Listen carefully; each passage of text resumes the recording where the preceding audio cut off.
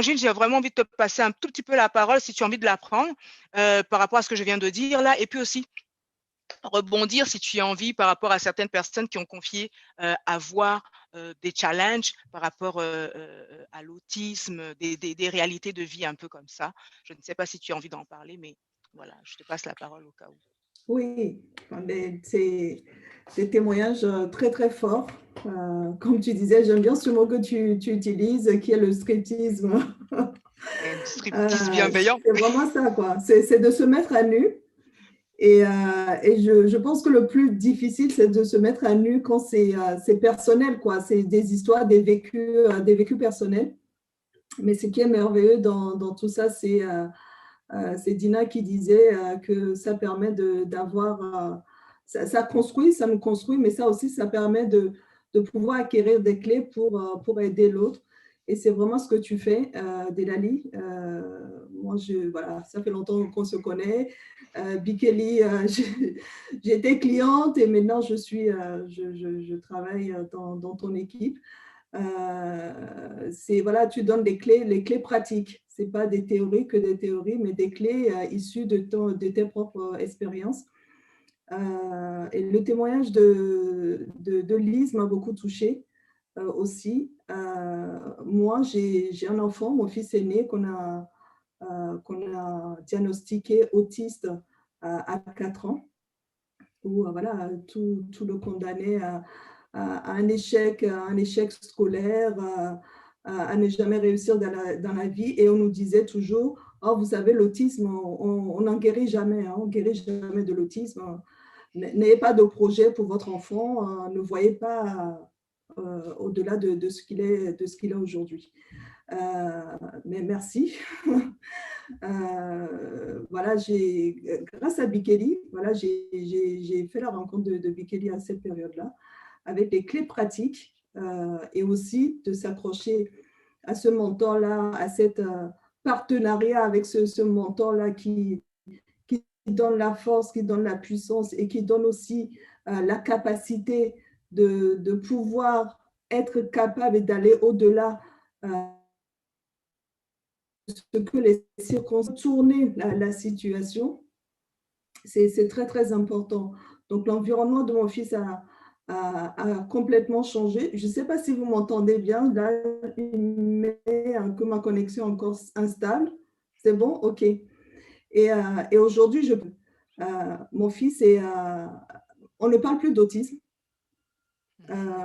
Au début, on parlait d'autisme de haut niveau, Asperger. Après, c'était plus Asperger, c'était trouble envahissant du développement. Après, c'était plus ça. Après, c'était autre chose. Et au fur et à mesure, on voyait sa guérison, les clés qui ont été mises en pratique, cette capacité-là aussi de pouvoir l'aider via les clés et aussi de parler à son mental et nous-mêmes à parler à notre propre mental a permis qu'on a pu l'aider. Et aujourd'hui, voilà, il va dans une école tout à fait normale, il travaille, il a des résultats, il a même des félicitations.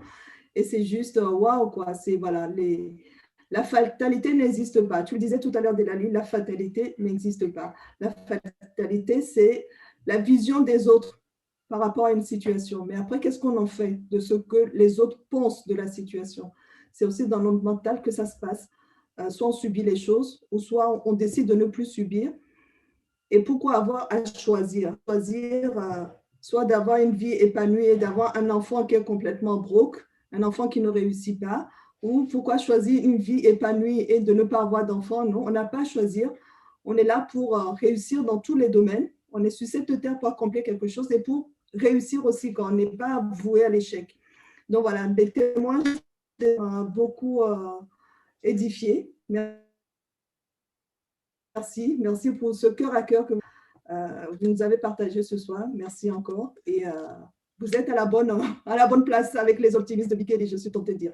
Je suis un témoignage vivant de ce que le programme Vaincre l'échec peut faire. Voilà.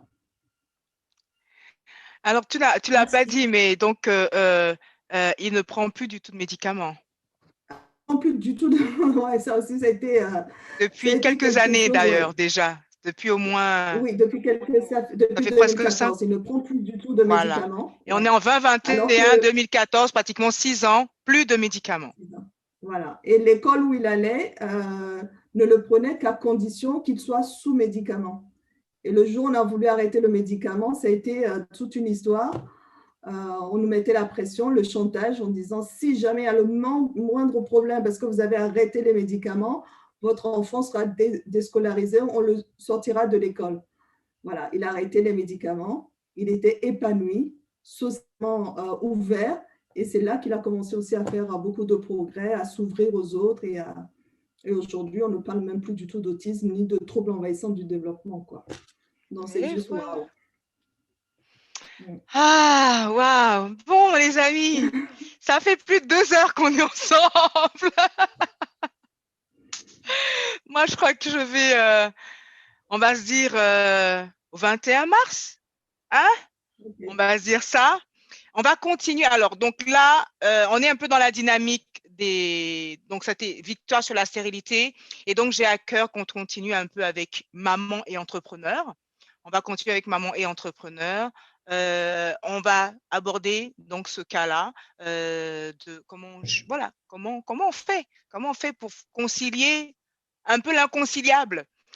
Comment on fait. Et donc, on aura justement le témoignage d'une invitée qui s'appelle Jennifer Soulier, qui nous racontera un peu tout ça.